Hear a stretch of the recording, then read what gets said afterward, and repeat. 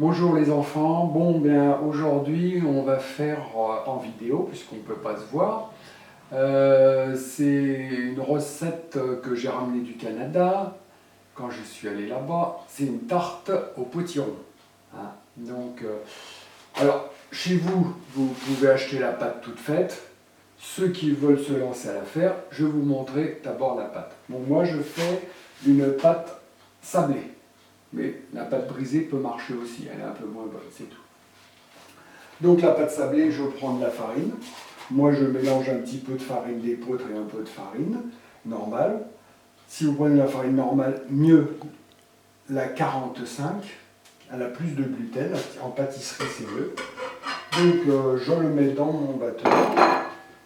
Je mets toujours un petit peu de sel, c'est un exhausteur de goût. Je mets, donc là il y a 250 g de farine, 80 g de sucre et 125 g de beurre. Donc la pâte sablée est un peu riche. Le beurre vous le sortez un petit peu à l'avance, mais pas trop, parce que vous voyez déjà il est trop mou. Ouais, secondes.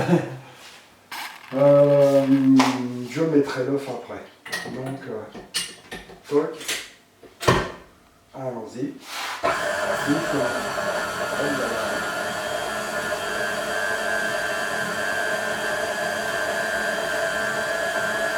Alors la pâte sablée, il ne faut pas la battre trop longtemps, sinon elle est plus bonne, elle devient élastique.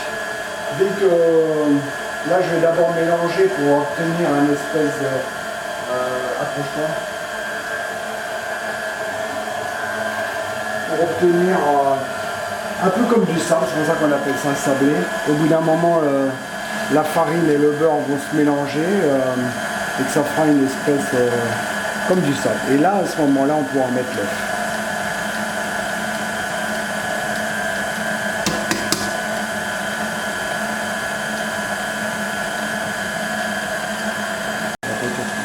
Bon voilà, on a du sable, donc maintenant je vais mettre l'œuf. Je prends un œuf. Oh, celui-là il n'a pas l'air très frais. Non, c'est pas bon. Donc, normalement, il faut casser l'œuf dans quelque chose parce que s'il n'est pas bon, toute votre préparation est foutue. Voilà, je mets l'œuf entier. Et là, normalement, ça va se faire.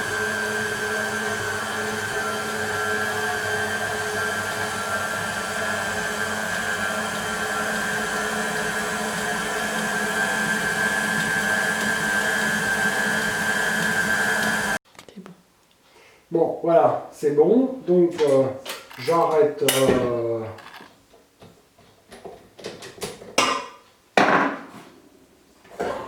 Voilà la pâte. Donc, je la verse sur un papier sulfure.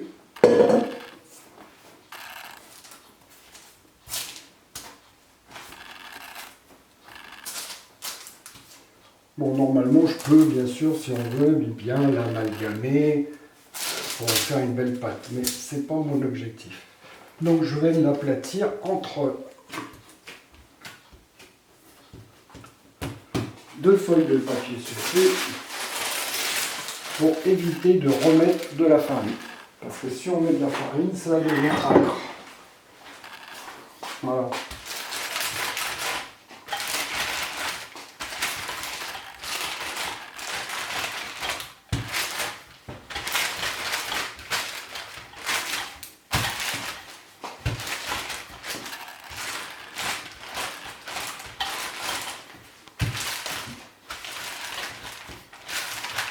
Voilà, ça permet le papier sulfurisé de ne pas coller. Et on ne rajoute pas de farine, donc c'est impeccable. Top. Bon, donc alors oui, vous allez dire, si on l'achète tout fait, ça va quand même plus vite. Hein. Mais c'est moins bon. Là, on sait ce qu'il y a dedans, puisque c'est nous qui l'avons mis.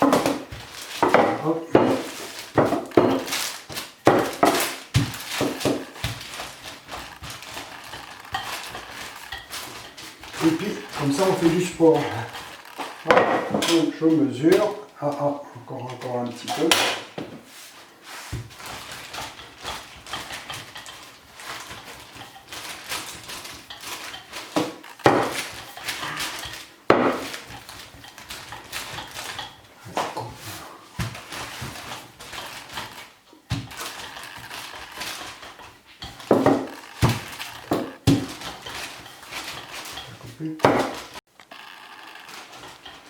Bon, voilà.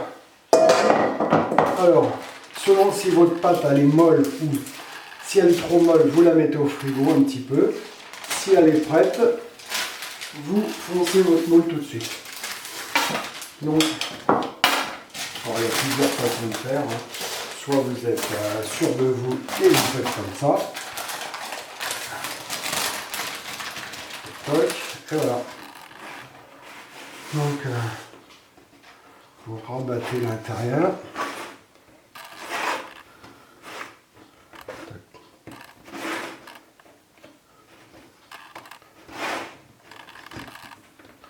Voilà.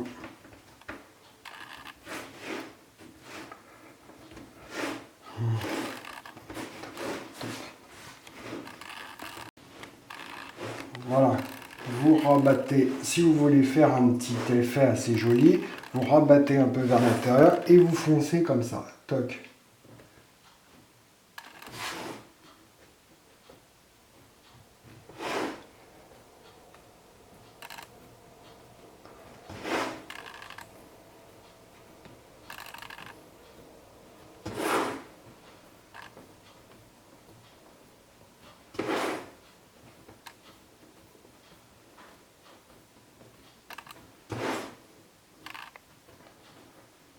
Voilà, donc surtout, maintenant on la met au réfrigérateur et surtout, il faut la laisser au moins 30 minutes parce que sinon les bords ont tendance à se rétracter. Oui, donc maintenant, pendant que la pâte se repose au réfrigérateur, nous allons cuire l'appareil.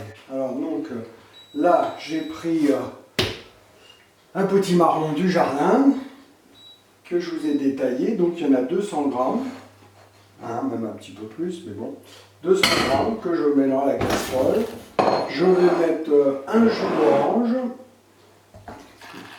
qui vient pas du jardin, un petit peu de cannelle, alors c'est le goût de chacun, mais on peut en mettre ça, c'est toujours bon, on en remettra tout à l'heure encore, de toute façon. La moitié du sucre, il y a 100 grammes de sucre, donc j'en mets à peu près 50 grammes. C'est pas très important, c'est pour qu'on puisse, qu'il va caraméliser à la fin de la cuisson. Donc maintenant, je vais être obligé de mettre de l'eau un petit peu jusqu'à hauteur.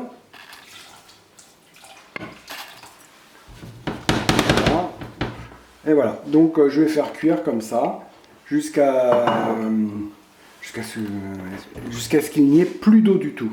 Il faut que toute l'eau s'évapore et à la fin, on va faire un petit peu caraméliser, on débarrassera. Bon voilà, donc mon potiron est cuit, je l'ai mixé. Maintenant, je vais l'ajouter, les 200 grammes, donc je vais les ajouter à 25 centilitres de crème. Hop. Voilà. J'ai allumé mon four pendant ce temps-là à 200 degrés, four numéro 7 si vous n'avez pas les degrés. Là, j'ajoute le restant du sucre. D'accord. Un peu d'humidité. Tout à l'heure, puis à la cuisine. Hop. On remet un petit peu de cannelle. Voilà. Et on casse 2 œufs. Comme je vous ai dit tout à l'heure, on les casse d'abord un par un. Parce que s'il y en a, c'est pas bon. Toute la préparation. Voilà. Donc ça, c'est l'appareil qu'on va mettre dans notre tarte.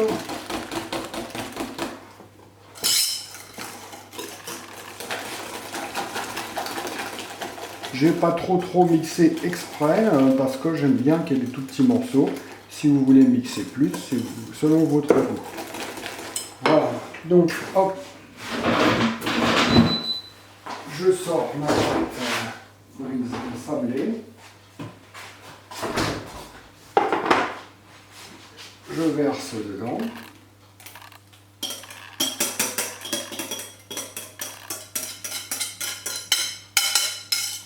Toc. Et j'enfourne pendant environ 25 minutes. Je le mets sur la sole au fond. Pour être plus sûr que... Voilà. Voilà, à tout à l'heure. Voilà, donc finalement 50 minutes de cuisson par rapport aux 25 annoncés. Le résultat, alors donc après vous la mangez froide ou tiède légèrement avec donc du sirop d'érable.